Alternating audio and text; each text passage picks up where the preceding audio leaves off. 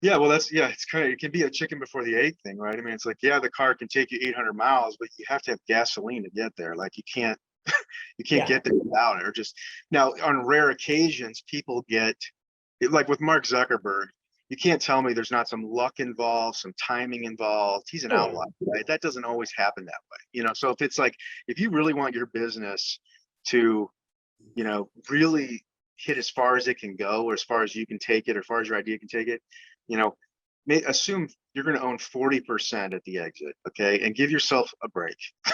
Relieve Yep. yourself of the bondage, and I don't know if that, I think that mentality is good because it's very freeing and it opens up lots of possibilities, takes you out of the control. But what about people that, there's a school of thought that says, well, hey, look, you don't have to give up equity, just hire people. Why would you give up equity if you could hire people? And even sometimes, Ken, when I'm, wearing my CFO hat, if I'm talking to a client, I almost look at it as, I'm trying to get enough, capital for fuel for the business to get to where it wants to get to, for sure.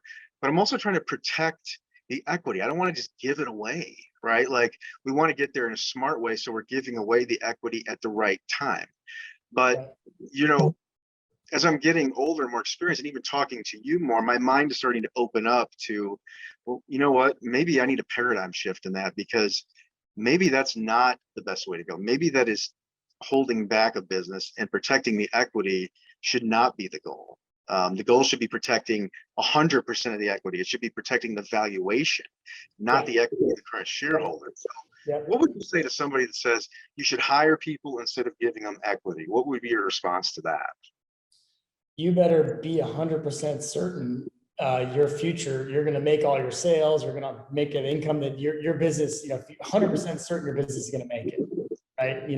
Because I think those people that you've bought on without any equity, they're out of there if there's any challenges, right? So you've burned the cash and you're done. So if you know you're going to make there will be challenges, right? Just assume that. yes. Yeah. So I that's what I would tell them. I'd say, well, if you're assuming success is a foregone conclusion, then you can hire that. And we do some of that. So if our business is about to be acquired, we're certainly not going to give someone a huge chunk of equity to come on, a month before the acquisition, right? We're at that point that you probably would just pay them cash because you're pretty certain they're going to exit. And you might tell them that anyway.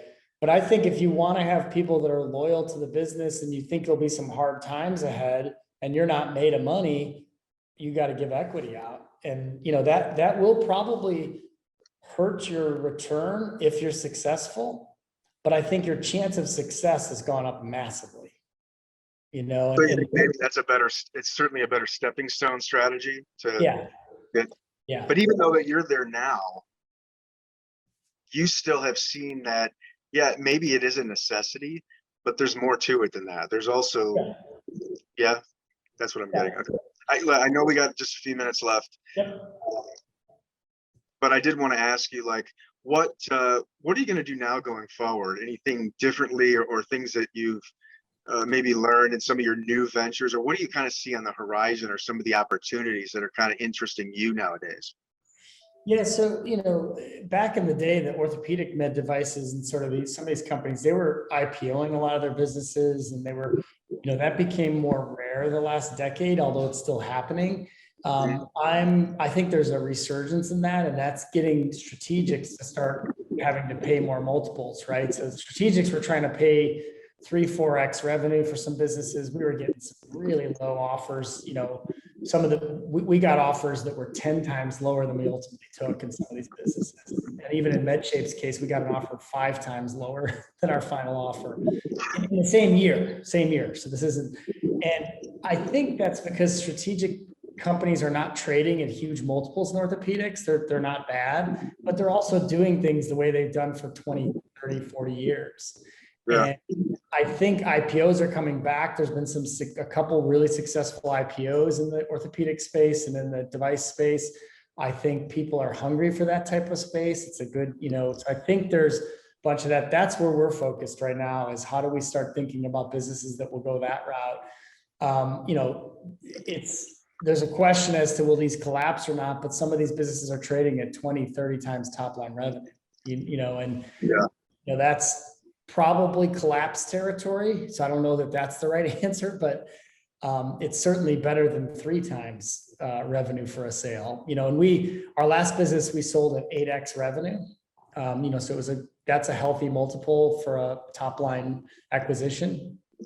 But I think if you're IPOing at 15 to 20, that's even a better cost of capital.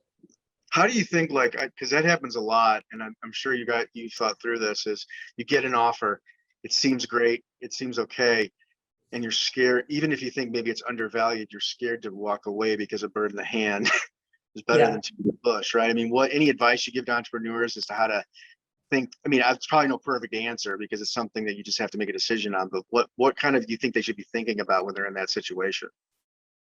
Yeah, I think you got to sort of set three levels for yourself. That's how I've thought through it. I've got, a no-go threshold where I'm just like, I don't, no matter what, I'm not taking this lower than this. I've got my sweet spot, which is like, all right, if I can get this thing in this range, we should say yes. We should support the deal, even if we feel like there's something better. And then you kind of have your golden level, which is like, can you push it to this upper level? And I won't turn an offer down in the middle range to go to this golden range, because I think the problem is you could chase that forever. Yeah. But I also think you got to set a realistic threshold. You don't take, if the first offer you get is not great, if it's less than you want to take, you got to fight the fight and keep going, right? So you have to be realistic with yourself about what those numbers are. And if you have shareholders, you got to make sure your board and your shareholders think about it the same way. No, that's good advice. That's really good. I have just one more question. Yeah. You gotta go. So if I've got, if I'm an entrepreneur trying to attract people to join my company and I'm willing to give them equity, what is your opinion on what they should be selling these people? Should it be themselves? Should it be the company? Should it be the idea? Should it be the money? Should it be the adventure? What do you think gets people most excited, in your opinion? Yeah, it was a great question. It's hard to answer, but I think that generally I do think it's the vision first. I think it was Steve Jobs or one of those that said that, a great vision kind of pulls people. You don't have to convince them, and I think that's, to me, the most important thing. And then the close second to that is the people you work with, and the vision being, can we put these new technologies in the body and help improve human health? The next is, you're going to enjoy working with these people, and it's going to build your career, and you're going to become better by doing this, not only because you're working with people you like, but because you're challenged. And then again, I think it is all right to sell some of the financial upside. So I just wouldn't make that the primary driver. We do ask our employees, we give them opportunity to invest or forego salary for shares. And, that does need to pay off, right? If someone forgoes $10,000 in salary, that can't be for the chance of earning $10,000 in, $10,500, right? So there's got to be some upside there. So, but I just don't think that can be your only driver, because that you could be let down there. Now, well, it sounds like you're saying that you're giving them vision for where they could be at some point, and you're using the vision of the company as like the reason they could be there. Yes. Yep. That's interesting. Yeah. Well, hey man, I could ask you more questions, but we got to wrap. So yeah, I just want to first say thank you. This has been awesome. I mean, just such a good. There's never a better way to learn about this stuff rather than people that have been through it, right? So I know that there's an academic world and there's a real world, and they're both useful, which you've kind of proven. So thank you, man, really, for taking the time. No, Dan, appreciate it. This was great. There's a lot of great questions. So yeah, and we'll cut it up and stuff. And we'll send you.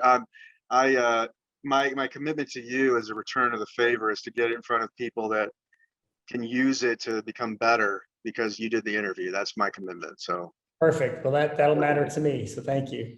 All right, man. I'll let you go. I got 1 minute to spare. So all right, cool. Thanks, Dan. All right, man. Take care. All right, bye.